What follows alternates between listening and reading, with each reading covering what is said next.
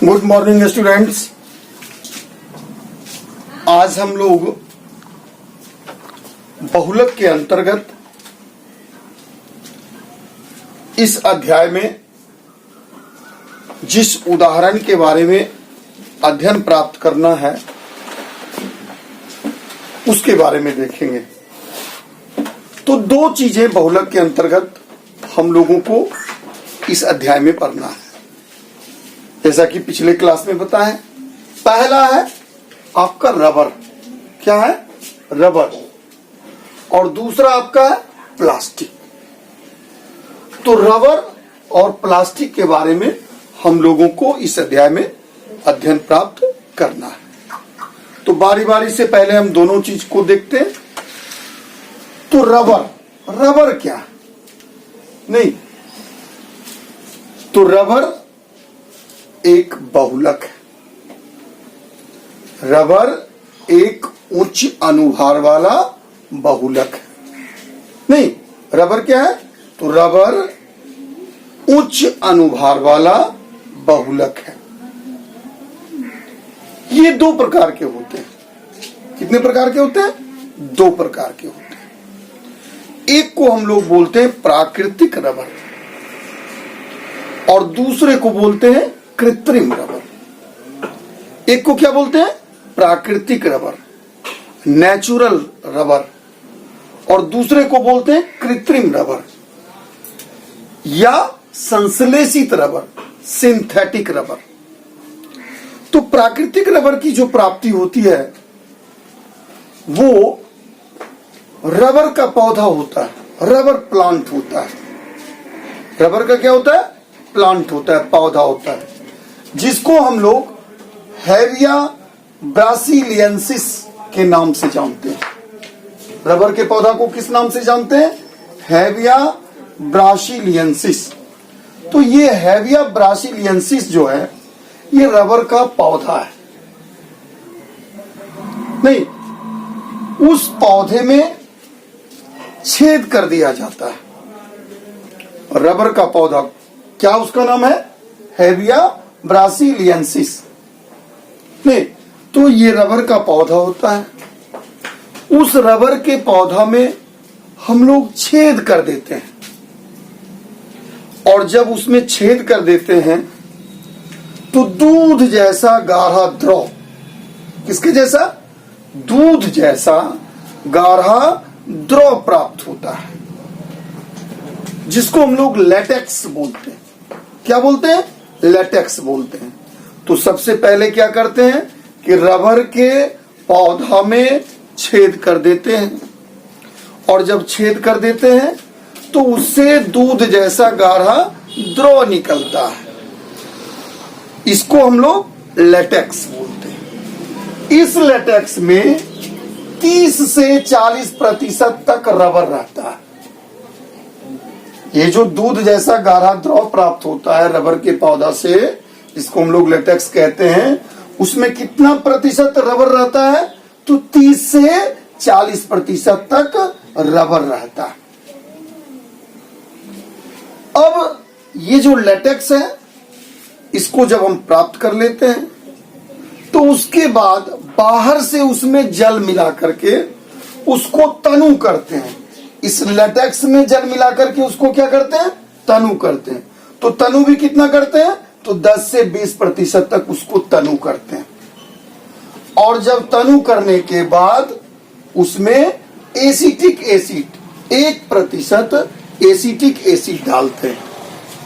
1% acetic acid डालते हैं तो वह स्कंदित होता है, और स्कंदित होकर के हमको रबर प्राप्त होते हैं। स्कंदित होकर के हमको रबर प्राप्त होते हैं।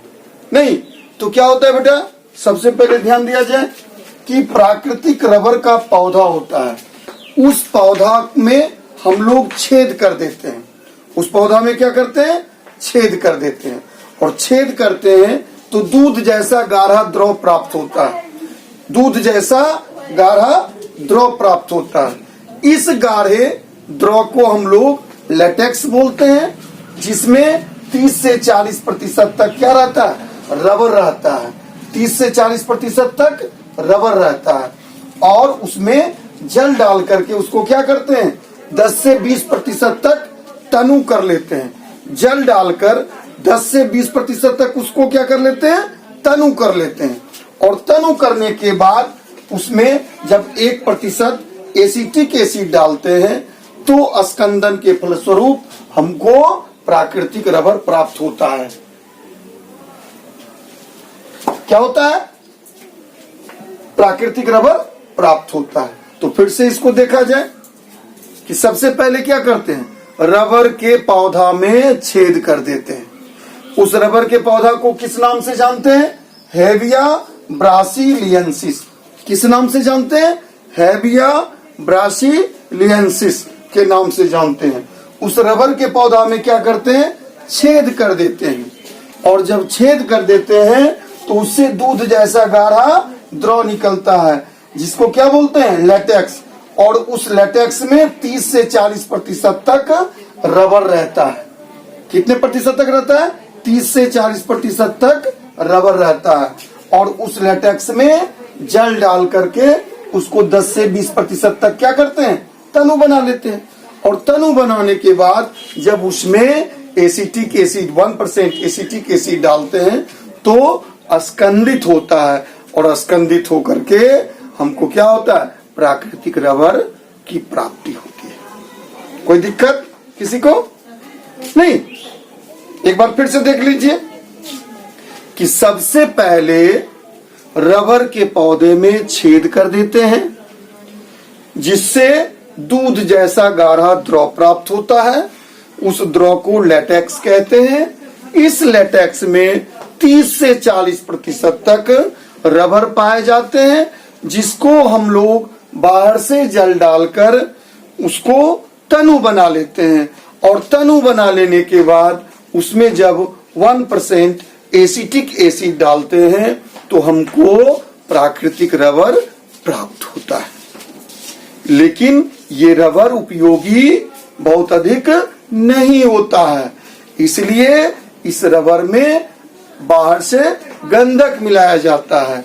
और ये जो गंधक मिलाया जाता है, इस प्रक्रिया को हम लोग पिछले दिन बताए थे कि वल्कनीकरण कहते हैं न। और इस प्रक्रम में प्राप्त रबर को हम लोग वल्कनीकृत रबर कहते हैं। तो आपने देख लिया कि प्राकृतिक रबर कैसे प्राप्त होता है। दूसरा आ गया आपका संश्लेषित रबर। दूसरा क्या आ गया, संश्लेषित रबर, सिंथेटिक रबर न। तो सिंथेटिक रबर जो है वह प्रयोगशालाओं में या विभिन्न प्रकार के कल कारखानों में प्राप्त होता है। और ये जो प्राकृतिक रबर है ये आइसोप्रीन का बहुलक है। किसका बहुलक है, प्राकृतिक रबर। तो ये आइसोप्रीन का बहुलक है नहीं। तो अर्थात प्राकृतिक रबर का एकलक कौन हुआ बेटा, आइसोप्रीन। प्राकृतिक रबर का एकलक मोनोमर, नेचुरल रबर का मोनोमर क्या हुआ, आइसोप्रीन। तो प्राकृतिक रबर जो है यह आइसोप्रीन का बहुलक है। अब ये संश्लेषित रबर जो है ये प्रयोगशालाओं में या उसको हम कहते हैं कि कल कारखानों में तैयार किए जाते हैं। Buna S rubber, Buna N rubber इसके उदाहरण है। कौन कौन उदाहरण है, Buna S rubber, Buna N rubber, और भी जो रबर है सारे रबर इस संश्लेषित रबर के उदाहरण है, जिसके बारे में हम लोग बारी बारी से पढ़ेंगे। दूसरा आ गया आपका प्लास्टिक। क्या आ गया, प्लास्टिक। नहीं, पहला तो आ गया रबर। तो रबर में प्राकृतिक रबर और संश्लेषित रबर हम लोगों ने देखा। दूसरा आ गया प्लास्टिक। दूसरा चीज जो हमको पढ़ना है वह है प्लास्टिक। तो बार बार हम इस प्लास्टिक के बारे में पहले क्लास से ही बता रहे हैं कि प्लास्टिक भी क्या है, उच्च अनुभार वाला बहुलक है। रबर भी क्या था, उच्च अनुभार वाला बहुलक है। नहीं, प्लास्टिक भी क्या है, उच्च अनुभार वाला बहुलक है। नहीं, ये दो प्रकार के होते हैं। पहला को क्या बोलते हैं, उष्मीय प्लास्टिक, थर्मोप्लास्टिक। नहीं, उष्मीय प्लास्टिक, थर्मोप्लास्टिक। तो उष्मीय प्लास्टिक किसको कहेंगे, उष्मीय प्लास्टिक वैसा प्लास्टिक है जिसे हम गर्म करके बार बार मनोवांछित आकार में ढाल सकते हैं। वैसा प्लास्टिक जिसे गर्म करके बार बार मनोवांछित आकार में ढाला जा सकता है, उसमें प्लास्टिक कहलाता है। नहीं, उसमें प्लास्टिक का क्या परिभाषा होगा? वैसा प्लास्टिक जिसे बार बार गर्म करके मनोवांछित आकार में ढाला जा सके, उसमें प्लास्टिक कहलाता है।